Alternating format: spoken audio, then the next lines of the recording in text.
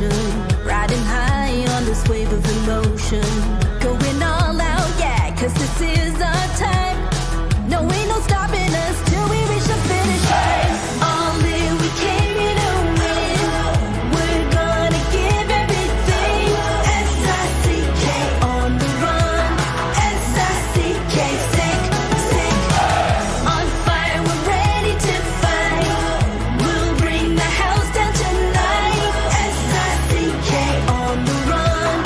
S-I-C-K, sick, sick. Play it on the car ride, play it when you lounge. X and O, you know that we can hold it down. Shout out to my man Sammy, got it off the ground. And to all the listeners tuned in right now, got debates, analysis, and speculation. This is sports talk for the new generation. You know where to find us, got a reputation. Sick podcast, your #1 sports destination. Giving all our devotion, riding high on this wave of emotion, going all out, yeah, cause this is our time. No, ain't no stopping us till we reach the finish line. All in, we came here to win. We're gonna give everything. S-I-C-K on the run. S-I-C-K, sick, sick. On fire, we're ready to fight. We'll bring the house down tonight. S-I-C-K on the run. S-I-C-K, sick, sick. S-I-C-K is the sickest podcast. Tune in for the audio, or you can even watch back. Giving players all the props, or put them on blast. We don't give no hot takes, only talk back. S-I-C-K, S-I-C-K, S-I-C-K, S-I-C-K, S-I-C-K, S-I-C-K, S-I-C-K. All in, we came here to win. We're gonna give everything. S-I-C-K on the run.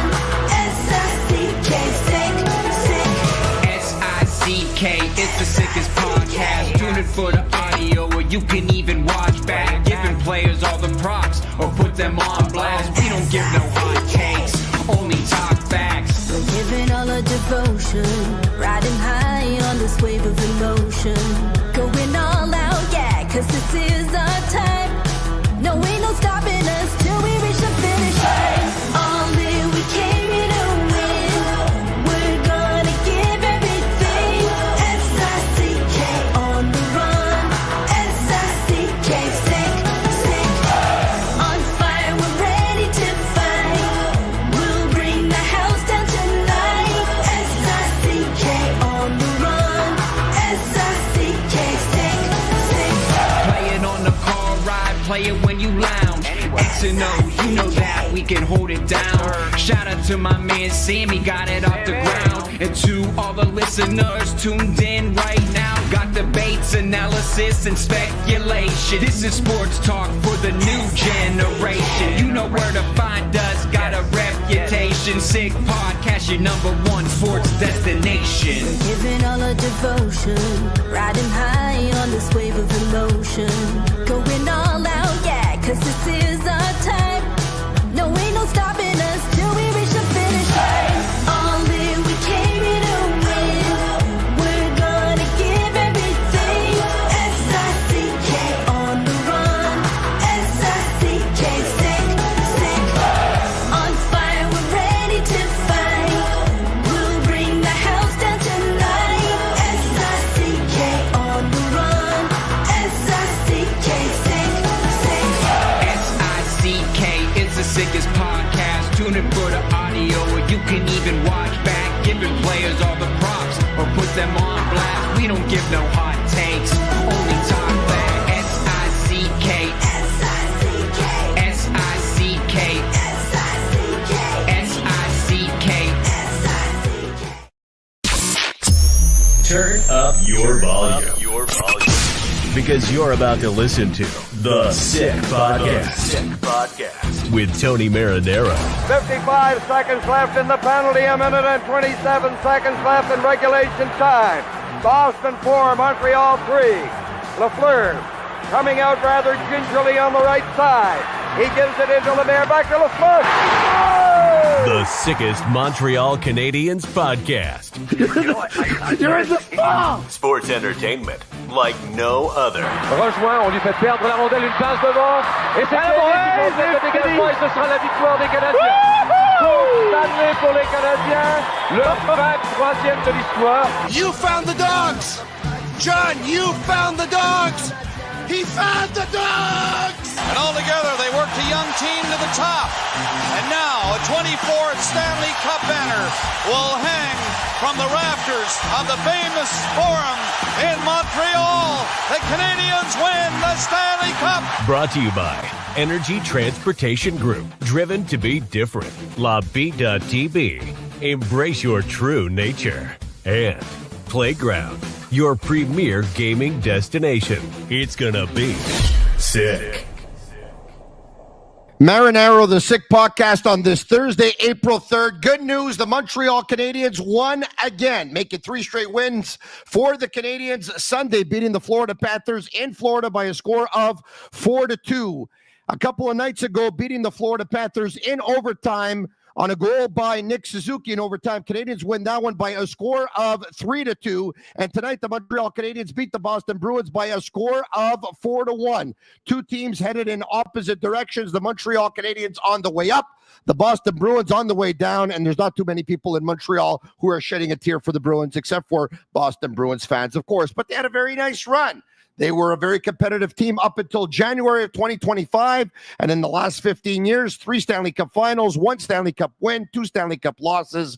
And I think that they have to really start thinking about either a reset or a rebuild. As for the Montreal Canadiens, they're out of their rebuild just over 3 years in. The Canadiens still hold on to the second wildcard spot in the Eastern Conference. Some games are a final earlier tonight. And I can tell you that the Ottawa Senators beat the Tampa Bay Lightning by a score of 2-1. So Ottawa wins a big game. As for the Columbus Blue Jackets, 8 minutes left at period number 3, but they are down on home ice by a score of 7-3 to the Colorado Avalanche. 7-3.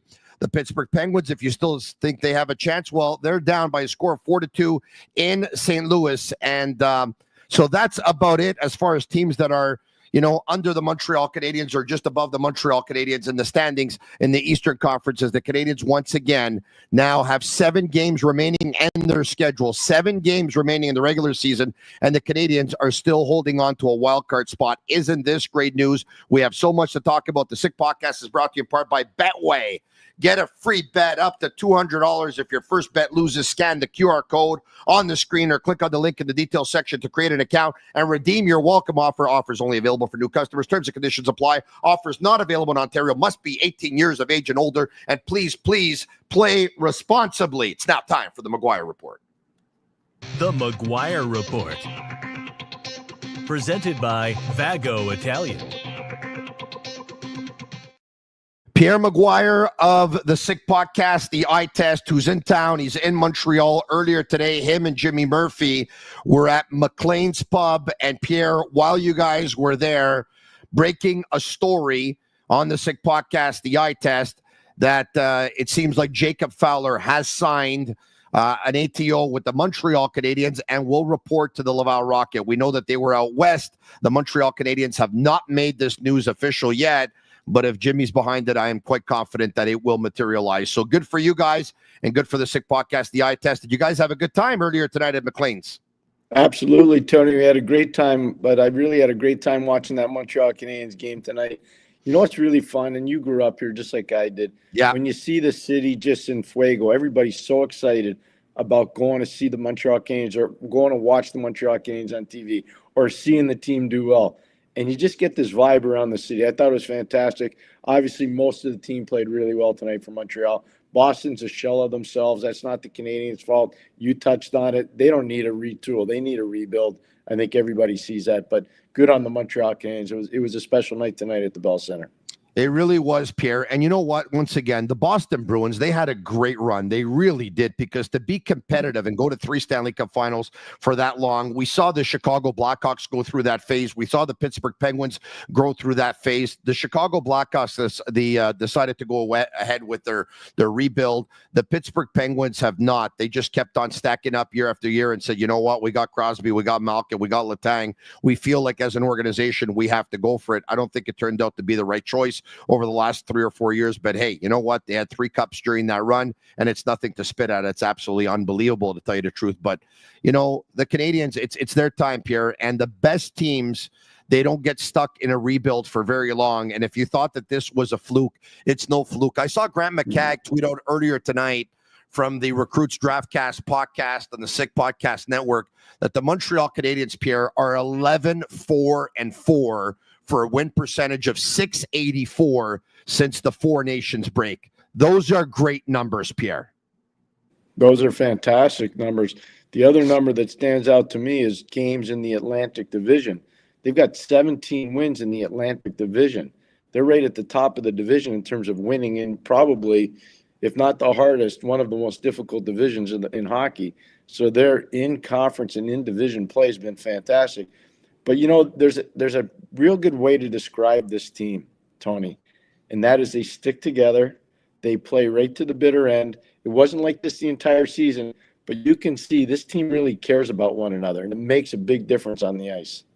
It definitely does. And you know what? Speaking of caring about each other, you know, too, you see Brendan Gallagher score that goal, and it's on a real good forecheck from Mike Pizzetta and Jake Evans, and it goes off Evans' skate, I believe, and it goes right to Gallagher, and Gallagher scores that goal. And, you know, like a lot of players would probably be, you know, in their celebration and thinking about Gallagher goes right to Evans, goes right to his teammate and says, thanks, man. You know what? It's because of you that I got that chance. Because of you that I scored that goal. Brendan Gallagher, 1 goal, 1 assist tonight, Pierre, in just 13 minutes and 40 seconds of ice time. He's a +1. I said at one point, and you know what? For Gallagher, less is more. I think the less minutes you give him, the more fresh he can be, the more productive he can be. He scored goal number 19 on the season tonight, Pierre. Isn't that amazing news? With 7 games left in regulation, I think we all have a pretty good feeling that Brendan Gallagher, at least we're crossing our fingers and hoping that he's going to score at least 1 more and finish with a 20-goal season. And wouldn't that be amazing after so many of us counted him out and thought, you know what? He looks like an old car that's going into the garage very often for repairs, and that car will never be the same. And at one point, it's not going to be able to run anymore. And you know what? The game was getting faster, and we said, you know what? Gallagher's looking slower. I don't know what he did with his off-season training, Pierre, but he doesn't look as slow as he used to. And the law of physics, as you get older, and when you play a type of game that he plays, you're supposed to wear down a little bit. He did at one point. He's bounced back, Pierre. What a season. And Sportsnet put up this stat. If we can bring up the graphic, I think it's pretty amazing. Look at this. Very surprising regarding Brendan Gallagher, and it's very, very telling as well. If we have it, look at that. Brendan Gallagher's 19 goals this season, Pierre, are the second most in the NHL among players averaging less than 14 minutes time on ice. So, you know, you take a look at players that play less than 14 minutes, the second most productive player in the entire league, in terms of goal scoring, that is Brendan Gallagher. That's an amazing stat. It really is. Congratulations to Sportsnet for digging that up. Tony, there's another thing. We're discounting it, but how about Christian Dvorak and what's happened since Gallagher's gone on his line? And how about Josh Anderson and the way he's playing? You know, Dvorak's goal in the second period was really good. It was an important goal early on in the period for the Canadiens to get them going. Gallagher's goal near the end of the third period was really important. So you look at all these goals that are happening for Montreal. It's really impressive, and the depth guys are contributing. One of the telltale goals, though, Tony, we were talking about the unity of the team. Think about Yoel Armia chipping the puck off the glass and boards at the end of the third period. Then it's a foot race for Jake Evans. He outmuscles Elias Lindholm at the point of attack. Lindholm didn't even care about it. And then rather than scoring into the empty net by himself, he passes over to Nick Suzuki. That's personification of the Montreal Canadiens right there, that little play. Speaking of Nick Suzuki, Pierre, you ready for these numbers? 26 goals, 55 assists. 81 points in 75 games. Montreal Canadiens wanted their point per game centerman. Montreal, you finally got him. Suzuki had 77 points last year. We figured since he's a player that keeps on getting better and he's on the rise that he was going to hit 82.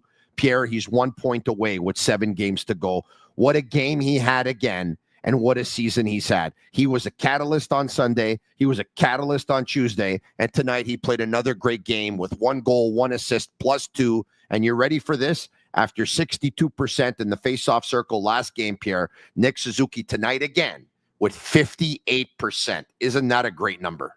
No, it's a fantastic number. It shows consistency. Teams are watching tape on him. They're trying to figure it out how to beat him. They can't. It's something else. It really is. It's the entire game that Nick's playing. It's defensively, it's face-off wise, it's winning board battles, it's making creative play. Like the play that he made to Cole Caulfield on the Caulfield one-timer, that's a thing of beauty. That's artistic beyond belief. It's athletic and artistic. It's just spectacular. So I can't say enough good things about that line as well. Slavkovsky's got to get back to moving his feet, though, Tony. Standing still a few times tonight. I want to see him moving his feet a little bit more. But Caulfield and Suzuki, there's a little bit of magic there. The Sick Podcast is brought to you in part, and the McGuire Report especially is brought to you in part by Restaurant Vago Italien.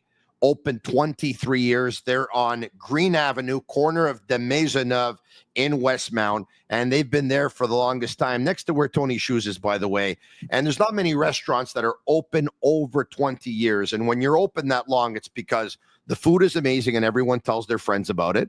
It's because the prices are very, very affordable and everyone tells their friends about it, that you get great quality at a great price. And it's because the service is amazing. Because let's be honest, even if the pricing is amazing and the food is amazing, if it takes you an hour to get your dish, you're not going to want to go back, because chances are when you're going, you're hungry and you want to eat right away, right? So what does that mean? That means that there's 3 things that are extremely important as far as a restaurant is concerned. It's food, it's service, it's pricing. They check all the boxes. So it's a great spot for you to have, you know, some of your private occasion, whether it's a birthday party, an engagement, a corporate meetings. They have a family room. They have a party room. They got screens up there. You can watch the game. They got plenty of free parking after 6 o'clock. They're open Monday to Saturday evening. They're open lunch Tuesday to Friday. They got fresh quality ingredients. They got world Italian classics, new Italian.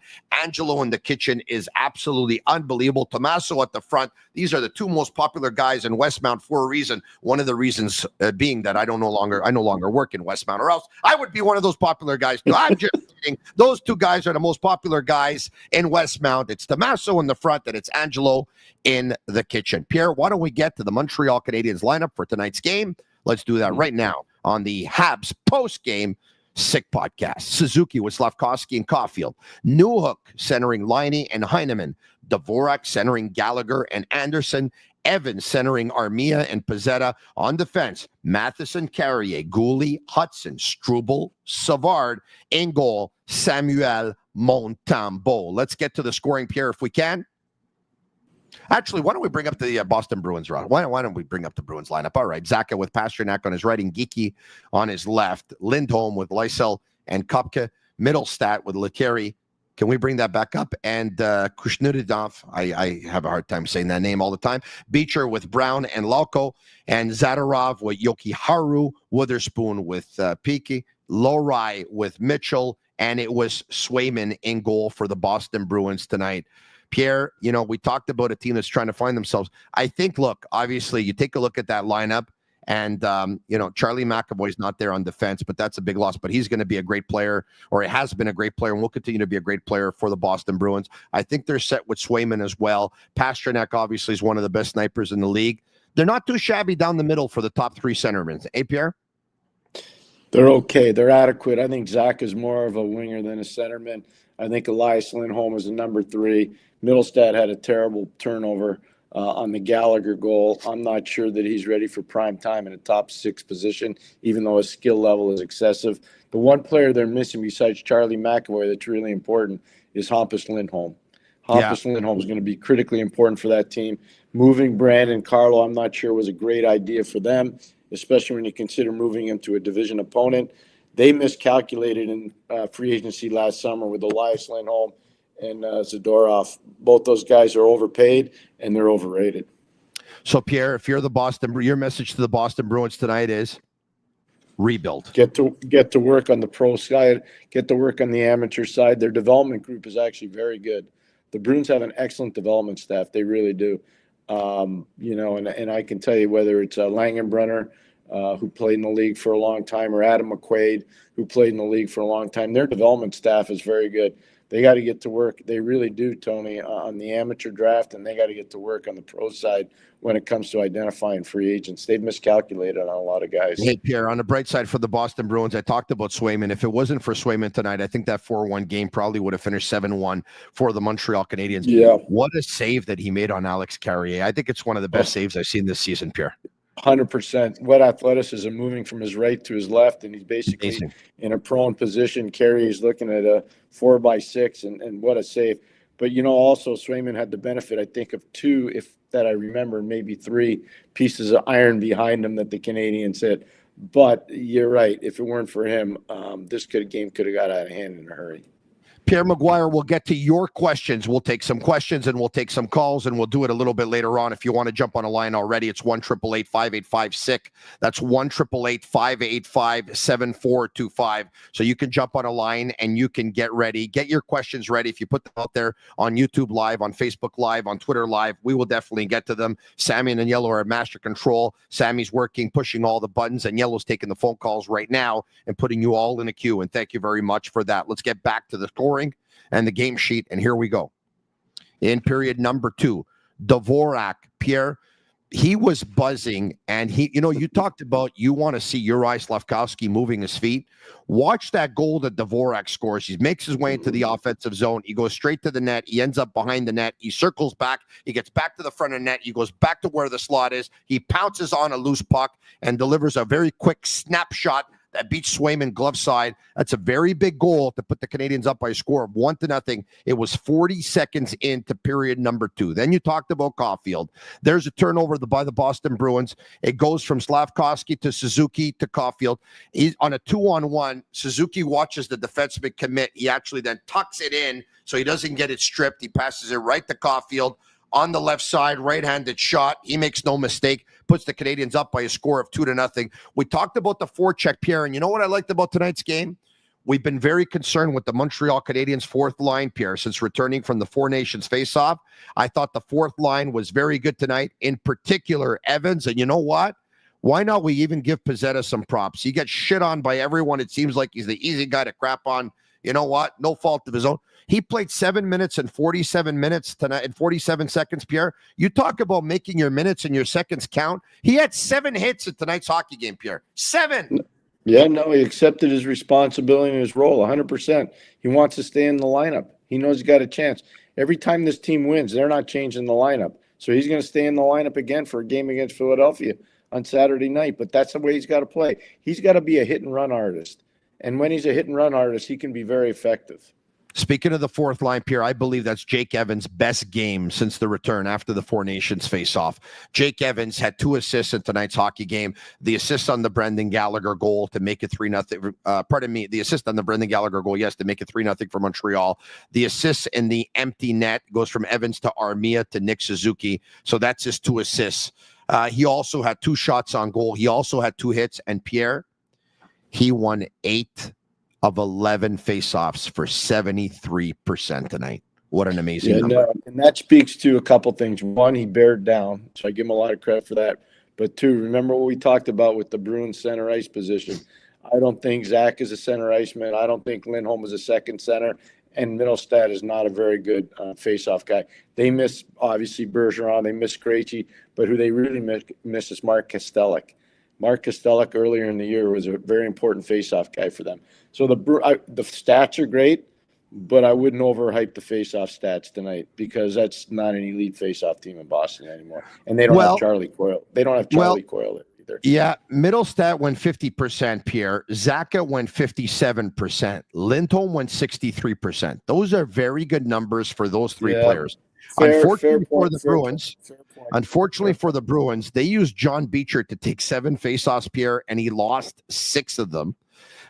They used Patrick Brown to take 6 faceoffs, and he lost 5 of them.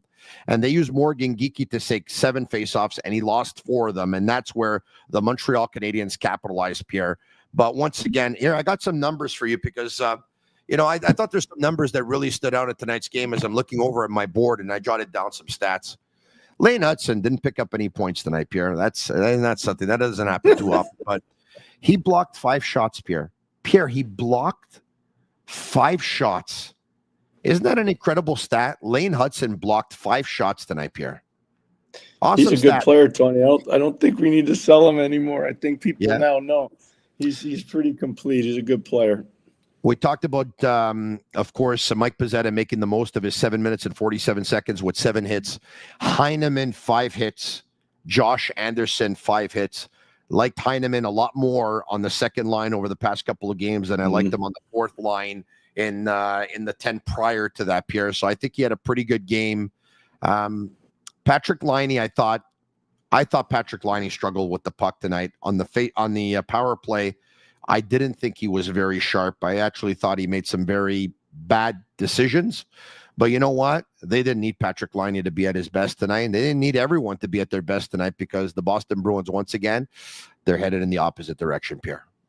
Tony, you had a lot of numbers for me. Here's one number that I think is, if I remember correctly, I don't think they got more than 20 shots on goal tonight. Did they, Boston? Let's bring up the shot count right now if we can.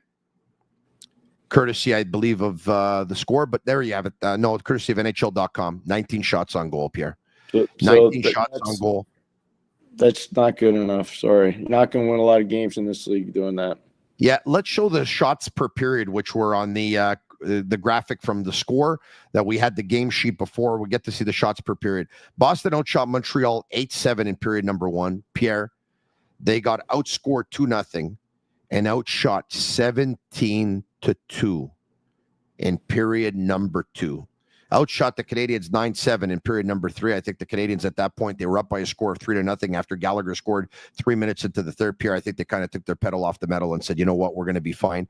I want to talk to you about goalie fighting because I got a voice message from a very passionate Canadiens fan on my Facebook Messenger, of all places that I get messages, but I'm getting them everywhere lately. I don't know what's going on. I'm getting messages on LinkedIn, on Instagram, on Facebook, on Twitter. People are contacting me everywhere. Somebody even called my mother the other day and asked for me. But anyway, that's another story. But someone left me a voicemail, and they were really, really upset that Caden Gooley had to fight and said, damn, Marty St. Louis for not putting Arbor Jackeye in the lineup. And I'm like, you know what, Pierre? I wouldn't put Arbor Jackeye in the lineup either right now, with all the respect to him, right? If it ain't broke, don't fix it. They're winning games. They're doing well. Why do you have to tinker with something, Pierre? But your thoughts on Jackeye not being in the lineup and that fan being very upset because Gooley fought, and he believes that if Jackeye would have been in the lineup, Gooley wouldn't have to fight, and Jackeye would have fought for him. Well, maybe. I can't predict that, but here's what I would say is I wouldn't change the lineup if I'm winning. And you win against Florida on Sunday, you win against Florida on Tuesday, you win against Boston on Thursday. Those are all division opponents.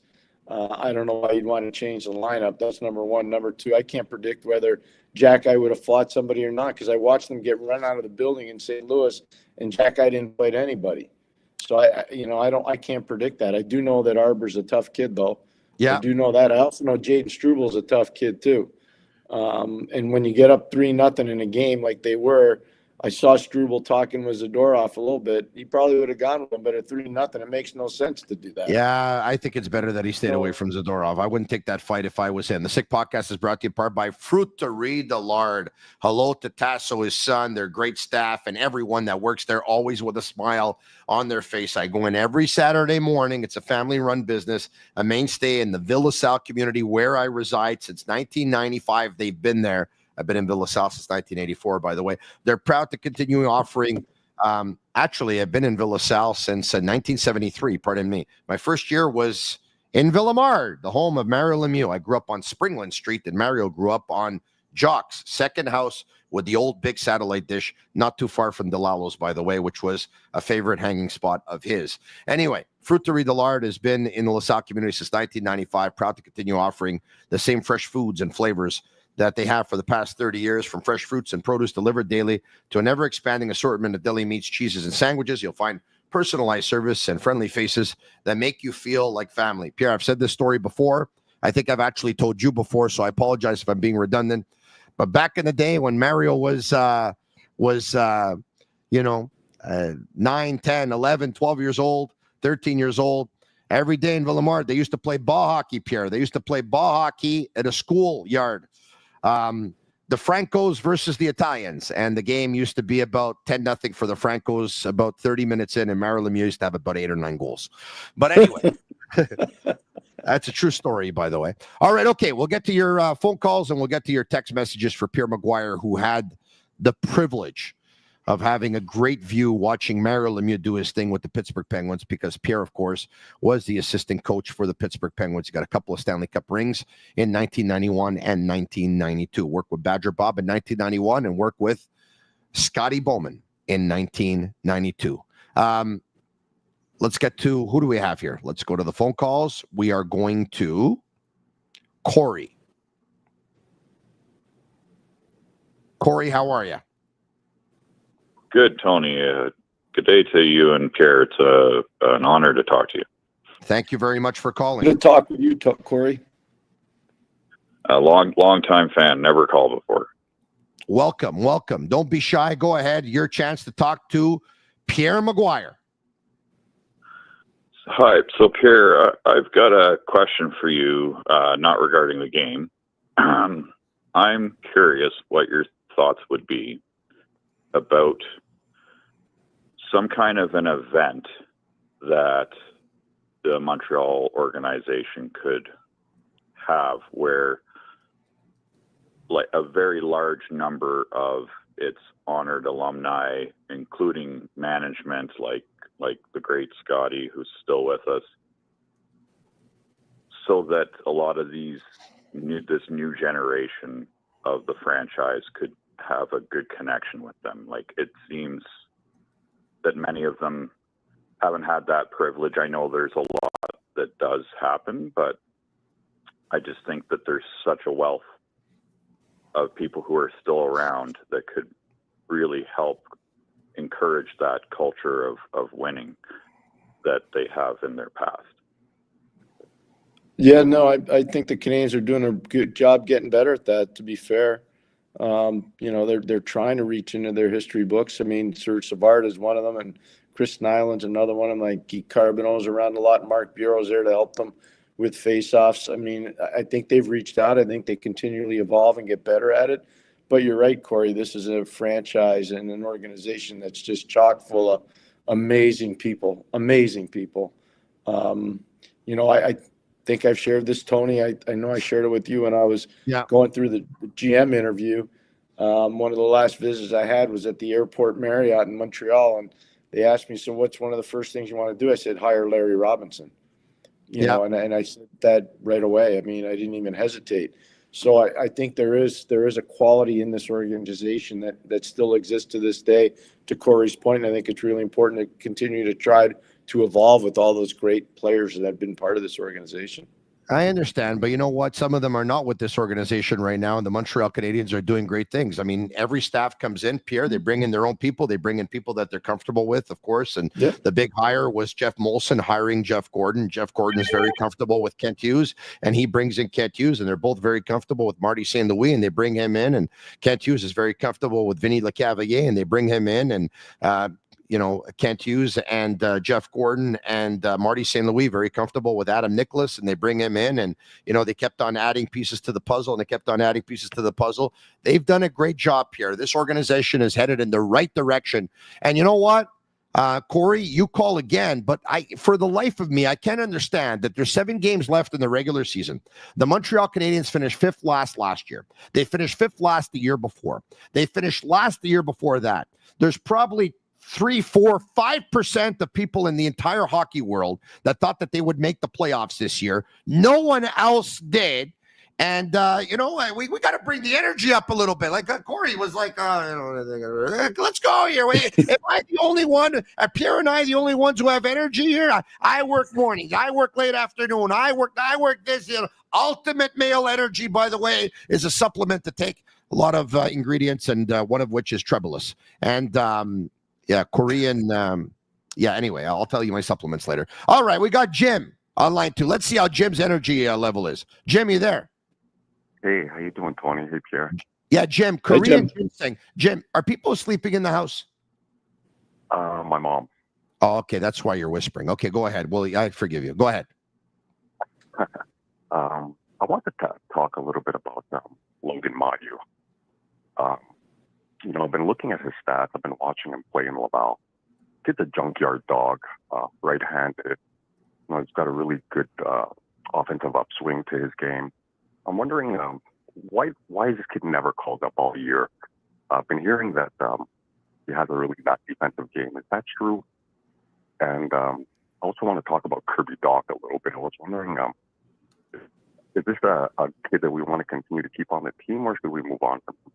That's the thing. Good questions, Jim. Pierre? Yeah, good questions. On Kirby Dach, I think it's wait and see with the doctors and where he is with his rehab and what his end of the year meeting is like with management.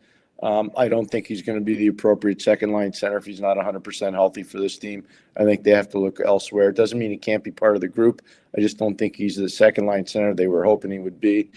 In terms of Logan Mayu, he's a tremendous talent. He's a huge offensive upside type talent. Does he need to refine his game defensively? Yeah, a lot of young defensemen do. He has been called up this year. He has played games for the team this year. I think they just want to let him stay down there and really refine his game so that when training camp comes next year, and there obviously is a need for right shooting defensemen in the organization, especially at the NHL level, he'll get an opportunity, but he's going to have to earn it. They're not just going to give it to him. He's going to have to earn it. Your thoughts? Okay.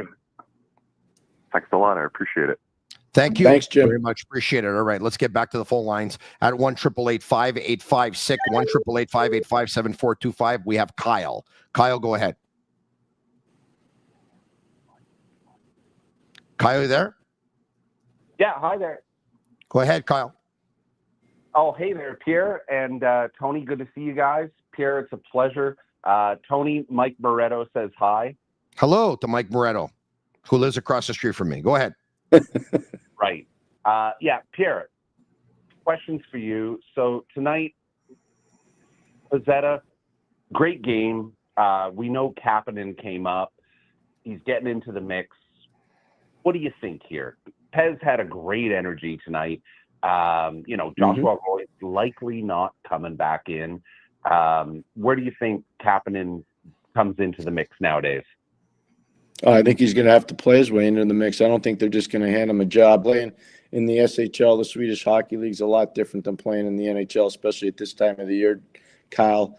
Doesn't mean he won't be able to play at some point. You have to have depth. I thought Pezzetta played one of his best games in the year. I know he hasn't played a lot, but I think Tony's point before was spot on. He was amazingly efficient, and he was physical. He accepted his role, and he did a real good job without taking a penalty. So I'm really positive about Michael Pezzetta. I talked to Mitch Melnick today about that, by the way, and just where look, he's got the opportunity potentially to leave, Tony, as an unrestricted free agent. You know what? There'll be teams that'll be interested in Michael Pezzetta. This is basically a job interview for him every time he gets an opportunity to play. But I got to think that the Canadiens, they look at him and they say, we need you in certain games, and this is the way you got to play. And you know what? He did the right things tonight. He really did. And you know what? Look, I'm going to tell you this. Pezzetta's a heart and soul guy, but Pierre, you're right. He is on an audition right now, but his lack of activity, how much do you think that hurts him? Because teams are looking at him and they're saying, well, you know what? He didn't play a lot, pretty rusty, but can that affect his development, Pierre? Or do you think he's the kind of player, his development, he's already hit his ceiling, he's not going to get better? He's developed as much as he's going to develop. Now it just comes down to being refined. The development phase for him is gone because he's not going to be a 20-goal scorer. He's probably not going to be a 10-goal scorer. But he's a guy that's going to be physical on the forecheck. He's going to be fast. He'll dive face first in front of shots. He'll fight if he has to. He's not going to be a negative influence in the dressing room. He's going to be very coachable. So guys like that are valuable, Tony, especially with young teams. A team like Anaheim, a team like San Jose, a team like Chicago, young teams that are trying to find their way. Sometimes a guy like that can play deeper in the lineup. They can help you. There's one caller who says, Mick Comber says, what's the call-in number? Mick Comber, I'm going to give it to you. It's 1-888-5856. It's 1-888-585-7425. You're listening to the Habs post-game on the Sick Podcast Network. And, of course, the Sick Podcast is brought to you in part by Bittt, Tibi. They launched their new Ultra Lager, refreshing, thirst-quenching beer, perfect for nice spring days ahead. Only 90 calories, 2 grams of carbs, 4% ABV per can. Available in a pack of 6 and 12 in grocery stores all around the province of Quebec. It's ultra light and ultra refreshing. Back to the lines we go, and we go to Conrad. Are you there? Yes, I am. How you doing, guys? Very good. How are you? Excellent, Conrad. Fantastic. Thanks for having me on. Thank you. I appreciate it. This is lots of electricity in the air with Montreal going to be hopefully making the playoffs this year. It's been quite a while. Everybody's been waiting and waiting and waiting. I feel like that wait is almost over. One quick thing to get started on the Carrier shot that was saved by Swayman. Not to take it away from Swayman, but quick little story. I used to play a lot of shinny in Burlington, Ontario here, and every time a shooter was ever robbed by a goalie on a save like that, there was this old guy that would go in the dressing room and look right at the shooter and say, you know what? It takes a lot of talent to hit the glove from there. Wow. Yeah. So I always remember that. I mean, sometimes you get lucky, right? I mean, sometimes it hits your glove, but it was great to see them win. Your thoughts on the hockey game? Fantastic. Montembeault played really well. I do want to point this out. I know last week we were all talking about Montembeault letting in a few weak ones.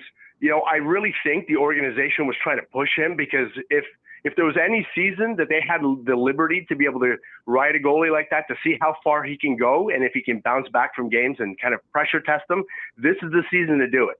They can't do it next season because they're expected to make the playoffs and maybe even make a deep run. But this season, you know, knowing that they really don't have a good number 2 to go, this is the time to test and really figure out what kind of goalie you have in net. So I had no problems with them playing him back-to-back games, and I know that, you know, in some cases he did let in some softies and we lost some points, but I think that he's played stellar tonight, played stellar in other games. Well, hold on a second. Hold on. Stellar's a big word. I mean, the Boston Bruins had 2 shots in the second period. Okay, like he made the saves when he had to. All right. He did not go up against a great team tonight, and he did not go up against a lot of players that could do damage. Pierre, is that fair? Very fair. Yeah. By the way, Geeky taking Matheson to the outside the way he did, Pierre, I understand anyone could take anyone to the outside, but that was a great play by him, and Mike Matheson probably would like to play that one a little bit differently, Pierre. I have a question for Conrad, because I think he raised some pretty good points, but here's my question. He says that, you know, they were testing Montembeault. Let's just say the team didn't win in Florida on Sunday. Let's just say they didn't. Would Conrad feel the same way? Because I think if they hadn't won Sunday in Florida, they weren't going to win Tuesday in Montreal.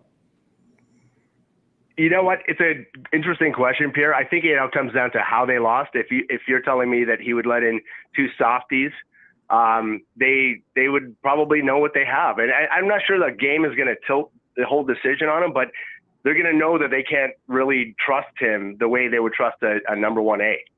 Yeah. No, that's a fair point. See, where I quibbled, and I said this to Tony last week, Conrad, and I felt pretty strong about it. I didn't agree with what they did in St. Louis. I would not have played Montembeault after what happened the Saturday game against Colorado. He didn't look good, and they were fortunate to get a point out of that one. And I would not have played him in St. Louis. I would have played Dobish in St. Louis, and then I would have reloaded in Philadelphia with Montembeault rather than Dobish. That's what I would have done, just to get Montembeault some extra rest, because I think part of the issue with him is just fatigue. He hasn't played this many games ever in his career. Yeah, that's fair, Pierre. And I just remember, you know, Carey Price is having bad games, and I remember Montreal media blowing up for days on end asking if he cares enough about the game. I don't know if you guys remember that incident after a game interview. But it was, I remember at the time my wife turns to me, she goes, I feel like we've just been listening to an hour of people asking if Carey Price cares enough. Like, that's literally what the discussion was. But I think Pierre's right. By the way, I think what Samuel Montembeault with his 58 starts or whatever it is, I think I saw a stat earlier tonight on television. I think he's one start behind Vasilevsky and one start behind Connor Hellebuck, maybe tied, something like. So he's an elite company, but he's in company with goalies who have played a lot of games. He's in company with thoroughbreds, with horses, and he's trying to be that horse. And at one point, like some other players on the team, he hit a wall too, and it's only normal. If players are going to hit a wall, goalies are going to hit a wall. And I think Montembeault hit a wall. And I think going forward, if the Canadiens over the next couple of years can get a backup goalie who could end up playing, let's just say minimum 25 games, so Montembeault could finish at around 57, Pierre, or even 55, 27, that'll be a good situation for the next year, Pierre. That's a great situation for the next year. So that kind of reflects on the point Conrad was trying to make in terms of testing him.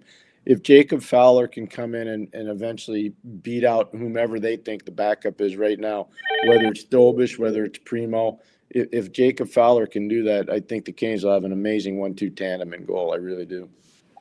All right, let's get back to the phone lines, and I want to let everyone know that we are over 2,000 on YouTube Live. We're over 2,000 on Twitter Live. Add to that Facebook. The numbers are really, really good tonight, but they could be better. What's going on here? It's just fans are you know what? It's the Boston Bruins. What's going on here?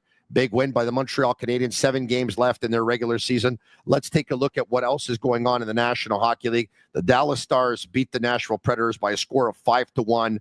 The St. Louis Blues, Pierre, they win again. They 11. win 4 in overtime versus the Pittsburgh Penguins on an overtime goal by Robert Thomas. You know how much I love him, Pierre. Pierre's a big fan of Robert Thomas. And you know what? It's hard not to be. This guy is truly, absolutely fantastic. He really is amazing, Pierre. You're spot on when you sent me a note at one point and you said, this guy's an amazing hockey player. You're right, Pierre. There's no doubt about it. The Avalanche beat the Columbus Blue Jackets by a score of 7-3, doing the Montreal Canadiens a huge favor. By the way, I'm curious. I want to take a look. Was Elvis pulled in this game? I want to take a look if Elvis was pulled in this game. Let me take a look at the game summary here. Yes, he was, Pierre. Why am I bringing it up? So Elvis was pulled after 4 goals against, okay?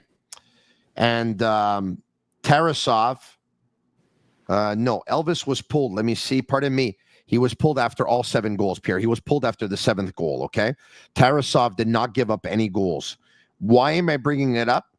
That Elvis was pulled prior to tonight's game. The Columbus Blue Jackets, Pierre, were the only team in the National Hockey League that never pulled their goalie to bring in their second goalie.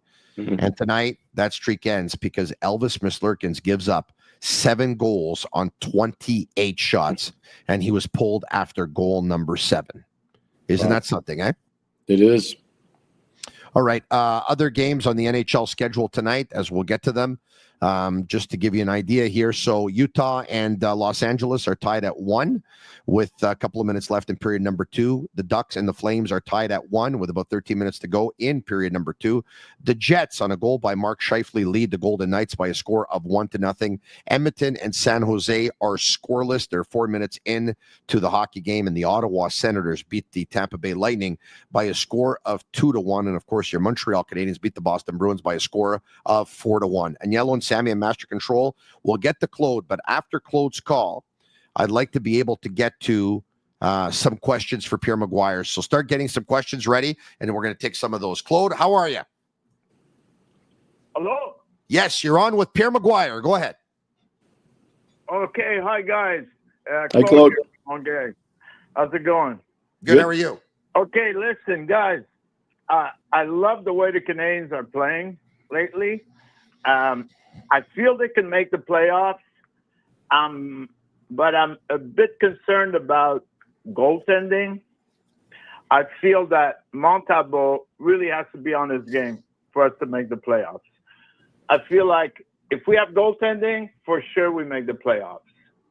But if not, fair point, Claude. Yep, fair point for sure. Yeah. Also, I think Montembeault's had a good season, Claude. I don't know why you're concerned. Honestly, I think he's had a good season. overall, but during the losing streaks there, he was letting in about 2-3 bad goals a game. I know, but you're going to have losing streaks, when you don't have a second line and your fourth line hasn't done anything since the Four Nations face-off and only had their first game tonight. And you don't have a lot of depth at right defense, and you finished fifth last year. You're going to have losing streaks. You realize that? Yeah, well, which brings me, since you mentioned defense, what about Savard? Like, do we have to play him every game? Can't Martin St. Louis just sit him out, give him a bit of a break? He looks a bit slow, Pierre, you talked about before not changing a winning lineup, but at the same time, David Savard is tired. You can tell, Pierre, and it's not very, very fluid right now. So with the 2 games in 2 nights, Saturday in Montreal versus Philadelphia and Sunday in Nashville, would you rest Savard in Nashville and put Jack back in? Yes, 100%. It's something I was going to propose to you after we were done with Claude, but the answer is yes. I think at some point there'll be some rest time for him in particular. Would you rest one of the forwards and put Oliver Kapanen in on Sunday night as well? That's wait and see, to be determined. I want to see what he does in practice. I want to see what his rep level is like. I want to see how he competes in practice. So I'm not prepared to say, 100% I do it. But with Savard and a back-to-back at this time of the year, the answer is I would, whether you win or lose on Saturday, I'd give him a rest. Pierre, as someone who knows that league, you like the back of your hand, because of course you've watched games and you scouted all over the world. Can you talk to us about a 21-year-old, obviously playing in Sweden, playing in a men's league, and putting up 35 points in 36 games and putting up 3 points in 6 playoff games? What those stats say to you? They're huge stats in the SHL and the Swedish Hockey League. He played in a real famous town called Timrå. It's a very elite program and has been for many years. I think the biggest thing about playing there is playing on bigger ice. It's hard to get to the net. It's hard to manufacture points, and they don't just hand out assists like they're free candy at Halloween. They really watch their point totals there. So to do what he did offensively is really impressive, very impressive. Pierre, Marcello Vespa sends out a comment on YouTube Live, and he really wants to see Jacob Fowler with the Montreal Canadiens down the stretch. Jimmy Murphy reports he's going to report to Laval. I know you said this on the Sick podcast, the eye test before. You think the step for Jacob Fowler is in Laval for the rest of the season, correct? I personally do. That doesn't mean that people aren't entitled to their own opinion, but I've watched this player play a lot. I'm a huge fan. I've been talking about this player for a lot of years, a lot like when I talked to you about Lane Hudson. It's very similar. I spent a lot of time watching that player in particular, and obviously Jacob. I would say that the best process for him is to go really dominate, and I mean really dominate in the American Hockey League, and then get an opportunity, a huge opportunity in the NHL. And I think once he does, he'll never look back. Look, Marty Brodeur played in Utica in the American Hockey League before he really got a chance to play a lot. Patrick Roy played in the American Hockey League and in junior. So I don't see how that's, a cross that guys can't carry. Playing in the American Hockey League is an important development tool. Yeah, and Pierre, one of the points a lot of Canadiens fans bring up, they're pretty nostalgic, right? So they get carried away, and they're like, the Montreal Canadiens brought up Patrick Roy, the Montreal Canadiens brought up Ken Dryden.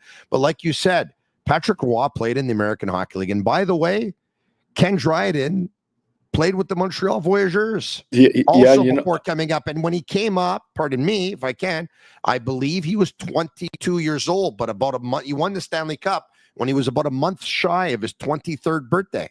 Tony, if you go look at the record of the goals that went in the night he got called up by the Canadiens, I think he gave up 6 or 7 in the American Hockey League that night, just so you know. Wow. So he got lit up like a Roman candle his last American Hockey League game. Look, those guys are all legendary, and people that are fans of the Canadiens deserve to be that. But Tony just nailed it. They got called up. They didn't start in the NHL. They got called up to the NHL. Yeah. And you know what? Because Patrick Waugh and Ken Dryden won at a young age, that doesn't mean that the same thing is going to happen with Jacob Fowler, right? And it can, but it doesn't mean it will. But, look, I'd love to see Jacob Fowler with the Montreal Canadiens, Pierre, because I don't think it would be a drop-off to go from Dobish to Fowler. Okay? No, I'm not saying that. I'm agreeing that. And I'm not saying that either. But at the same time, I totally understand your point. You're not supposed to skip steps in development. You're supposed to go through the proper steps and the proper channels. And Laval would make sense for Jacob Fowler at this stage of his career. If they go for a long run in the playoffs, which I think they can in Laval, that will be unbelievable development time for him. Amazing development time for him. And he'll hit the ground running once they get to training camp next fall.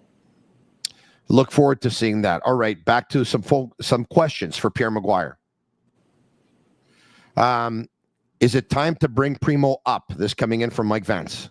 I don't see why that would be an issue either. The one thing, Mike, I just want to caution you, if you do bring him up and you want to send him back, waivers. Go on waivers. So everybody understands that. Thank you, Tony. Yes. They're not going to do that. He's too hot in Laval for them to take that chance. Correct. That's the issue. That's the issue. All right. Sick Podcast brought to you in part by Playground, April's high hand promotion, giving away over $150,000 in cash prizes this month at their cash game poker table 7 days a week and 5 nights a week. Go and play from any time from 9:30 a.m. to 2 p.m. or enjoy the late night games from 9:30 p.m. to 2 a.m. for a chance to win. Payouts every 30 minutes. Get in on the action at Playground. Visit playground.ca for details. And also brought to you in part by Energy Transportation Group, a leading full-service logistics provider serving all of North America. They are driven to be different. Back to the questions we go for Pierre McGuire.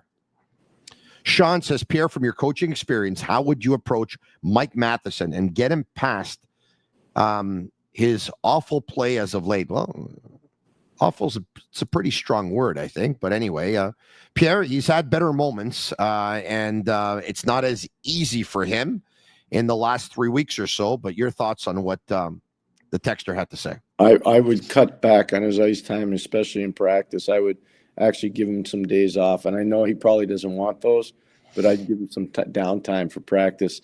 Tomorrow I wouldn't even let him go on the ice. I would tell him, you're not going on today.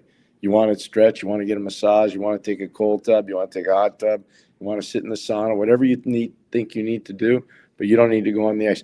One of the biggest chores, Tony, for all these players, it's not just Mike, it's all the players. When you get to this time of the year, it's not about playing the games. The games are easy. It's about going in on the off days and putting your equipment on again. I'm telling you, it becomes a real chore, and people are like, come on, it can't be that. When you've been doing it long enough, it becomes a chore. Pierre, optional. Actually, there was no practice for the Canadiens on Monday when they got back of their trip of 4 games in 5.5 days. They got back from Florida late Sunday night. So no practice on Monday. On Tuesday, they played versus Florida again. On Wednesday, optional practice. Earlier this morning, optional morning skate. Pierre McGuire's Marty St. Louis. Tomorrow, practice, optional. OPT, optional, because you're playing back-to-back. You're playing Saturday at home, and you're going out to Nashville. So you got time zone travel. It's only an hour, but you still have time zone. And you got, again, this is part of the hassle of going across the border. You got to clear customs. So it takes a little bit longer. So they're not getting to bed. So the answer is OPT, optional. And when they were off on Monday, and they were off, Lane Hudson showed up to the rink and Brassard got on the ice and was on the ice for over an hour. When they had an optional practice yesterday, who was the first one on the ice? It was Lane Hudson with Arbor Jack. And by the way, Pierre, to Arbor's credit, and a lot of people are going to say, well, he has to do this. After the optional practice, Arbor Jacki was on the ice for about 70, 75 minutes more. And he never stopped, Pierre. And he was going blue line to red line, blue line to blue line to end line. And he was working his tail off. Yeah. He really was. There's a couple things in that. One, he's an undrafted player, so he knows how fortunate he is to be where he is right now, flying around on private planes and staying at the Ritz-Carlton in the Four Seasons and getting a per diem envelope for $125 a day. So he knows that, and he appreciates it, and he doesn't want to go back to where he might have to go back to it. Nobody wants to go back there. That's number one. Number two, he clearly is addicted to wanting to be part of this organization. I have so much respect for that. So that's why he's putting in that work. And third, he's a professional pride guy. He's got a lot of professional pride. So these are all great characteristics. And it shows it's infectious around the dressing room right now. And it's infectious around the organization. $125 a day per diem, huh? Not bad. Yeah, sounds like what English radio pays in a week. All right, okay, back to the phone lines at 1-888-585-SICK, and we'll get to some of your questions. Of course, it's your opportunity to ask Pierre. Andre says, question for Pierre, with Armia being so banged up and Kapanen coming over, do you see Marty St. Louis making a change to the lineup? He might. He very well might. But I think one of the things that's important, you have to have trust in your training staff, and I know Jim Ramsey really well. And that one part of the reason why he's here is Jeff Gorton, obviously, and Marty St. Louis, that both know him from the New York Rangers organization. Rammer's phenomenal. He's a great, great trainer. So they're going to have big communication with him and talk about Armia. They probably already have. That's number one. Number two, then you got to go to the player and say, look, we're thinking about doing this with you for the next couple games. How do you think that'll affect you? Now, I'm not saying they're going to do that, but I've been in situations with some pretty elite coaches that have done that with players, and it usually works out pretty well in their favor. So I think there are a couple things, but it basically comes down to how honest is a player going to be with you and how honest is a trainer going to be with you. I wouldn't be surprised to see that happening. No, I think it's a really good point. Really good point. Pio says Alex Newhook, every game is the fastest player on the ice. He can create scoring chances easily. I just wish he would shoot more. So you know who he reminds me of? I was watching him tonight for Canadian fans. You tell me what you think, Tony. Russ Courtnall? Courtnall. There we go. He reminds me of Russ Courtnall. But Russ Courtnall had a couple of seasons where he scored about 25-30, I think. Yeah, no, this guy could. I tell you what. Scored a goal to eliminate the Hartford Rangers with Frank Pietrangelo in goal, did he not? Hartford Whalers, but I wasn't there then. We traded Frankie. We were in Pittsburgh. I was in Pittsburgh at that time, but I watched that game. But you know, Tony, just to be fair for a second, I think if Newhook were to play the wing rather than center, I think he could score more because he wouldn't have all that defensive work to do down deep. I really do. I think if he blew the zone a lot more, which he could do as a winger, he could score a lot more. So what do you say to Canadiens fans or members of the media who say Alex Newhook will be the third-line center next year?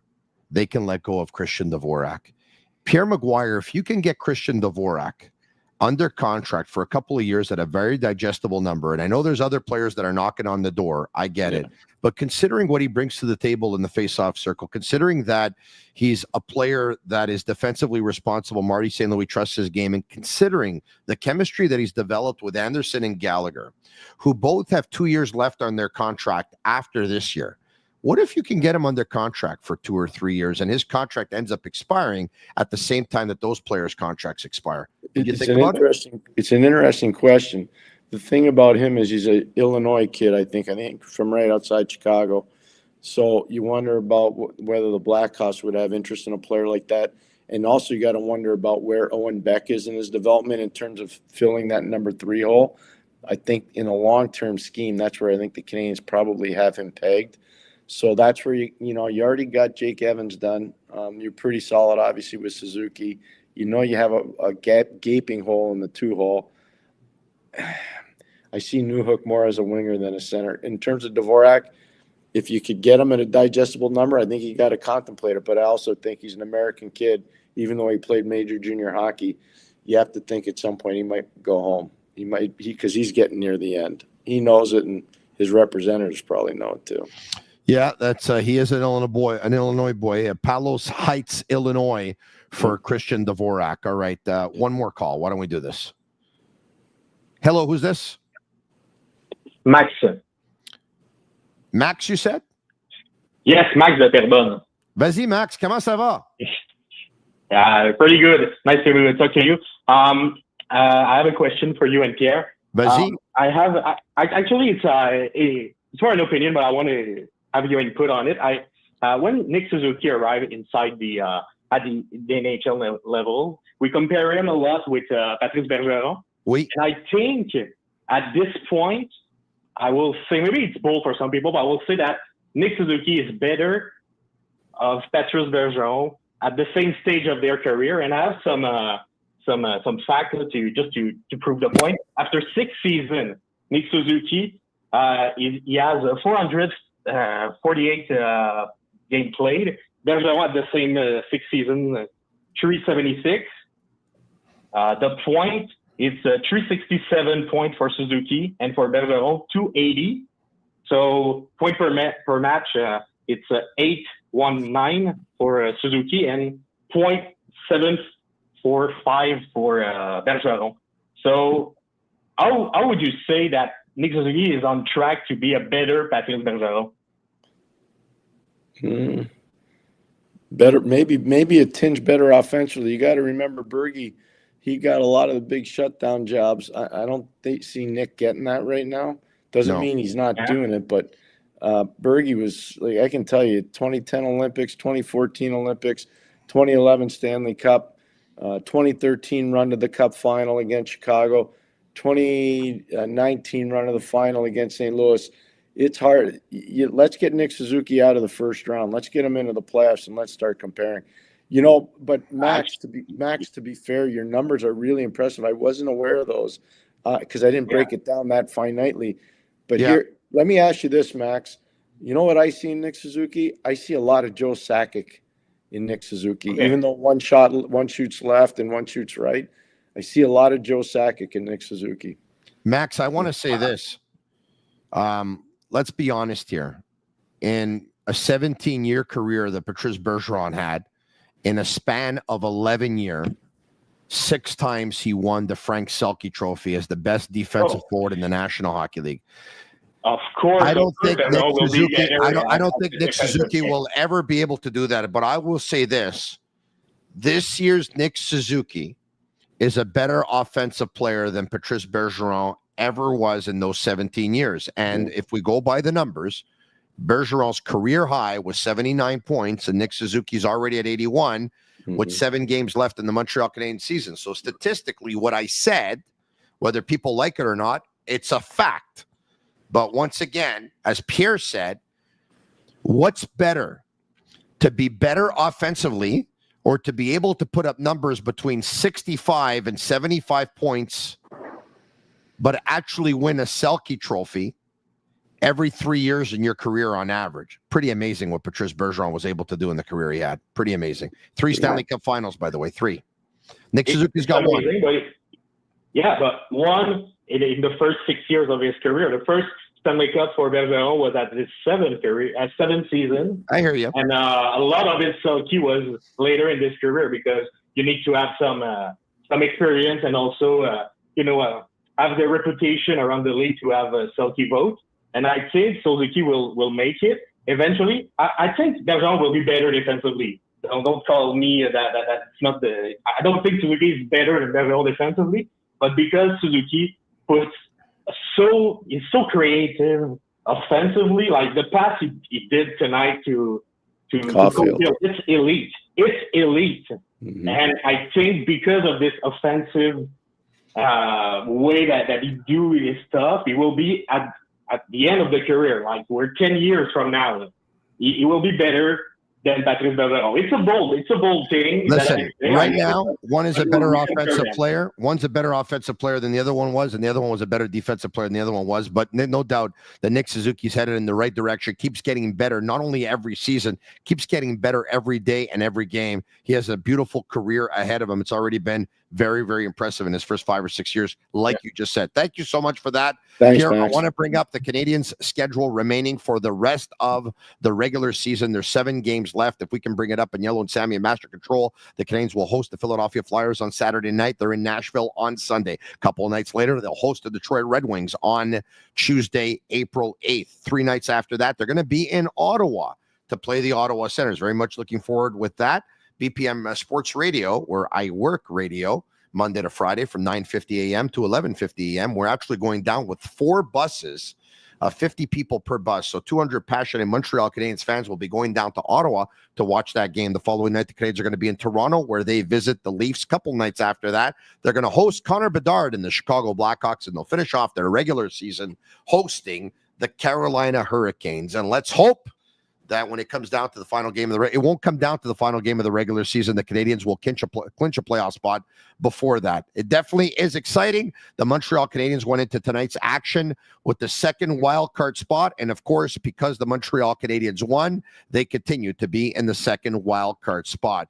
Keep your eyes tomorrow night, of course, on the New York Rangers, who will play a pretty big game for the New York Rangers, as out of all the teams that were in action tonight, the New York Rangers were not. The Islanders will play tomorrow night. They will host the Minnesota Wild, and the Detroit Red Wings will host the Carolina Hurricanes. As for the Rangers, they're going to be in New Jersey on Sunday afternoon. So that's a big game to circle. The Islanders will then play the Capitals on Sunday as well. The Blue Jackets, actually the Rangers will play on Saturday afternoon. The Capitals will play the Islanders on Sunday afternoon. The Blue Jackets will be in Ottawa on Sunday late afternoon. And of course, the Montreal Canadiens, who host the Philadelphia Flyers on Saturday night, are then going to visit the Predators in Nashville on Sunday night. It's fun. The Montreal Canadiens in a second wildcard spot. They have 81 points in 75 games. That's the same amount of points as Nick Suzuki has, as a matter of fact. 81 points in 75 games. I think based on that, we can say so goes Nick Suzuki, so go the Montreal Canadiens. Suzuki again tonight with 1 goal and 1 assist. Pierre McGuire, this was a lot of fun as usual. Thanks for doing this, Pierre. Where are you headed tomorrow? You're on your way out of town? I am. I'm heading to New York City tomorrow. Oh, nothing like the Big Apple. Enjoy your time, Pierre. Thanks for being with me. Thanks a lot, Mitch. Thanks a lot, Tony. I appreciate it. It's a long work day for you two as well. I know you spoke with Mitch Melnick earlier this afternoon, and thank you, Pierre. I got you. No problem. All good. All right, there you have it. Pierre McGuire of the Sick Podcast, the Eye Test. Special thanks to Restaurant Vago Italien for bringing you Pierre McGuire. Special thanks to Betway, to Fruiterie de l'Art, to Bittt, to Tibi, to Playground, and to Energy Transportation Group. If you like the podcast tonight, leave us a 5-star review. It's our way of feeling the love. For Agnello and Sammy and Master Control, 7 games left in the Montreal Canadiens regular season. And yes, the Canadiens are in a playoff spot. Go Habs, go. We'll be back tomorrow afternoon with a French edition of the Sick Podcast, going live Fridays at 2 p.m. and tomorrow night with Matthew O'Han at the regularly scheduled time, 10 p.m. Eastern. I'm Marinaro. I can go to bed now. And that's a wrap. Hope you don't miss us too much until next time. Follow the Sick Podcast with Tony Marinaro on YouTube, Instagram, Facebook, Google Play, and Apple Podcasts. The Sick Podcast is brought to you by Energy Transportation Group, driven to be different. LaVie.tv, embrace your true nature. And Playground, your premier gaming destination.